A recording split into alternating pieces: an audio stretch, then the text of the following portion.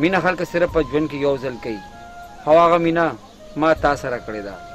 که داسې 100 مینې راشي زه به ستا په سر باندې قربان کما قربان. رښتیا وې ته ما سره دومره مینه کوې؟ ولې ته پکې څه شک ګڼې څه؟ ها زه ځم، په ما ناوخته کېږي، انشاءالله ډېر ژر به واپس راشم. ښځه ته خپل ځان خیال ساته، الله دې مړ شه.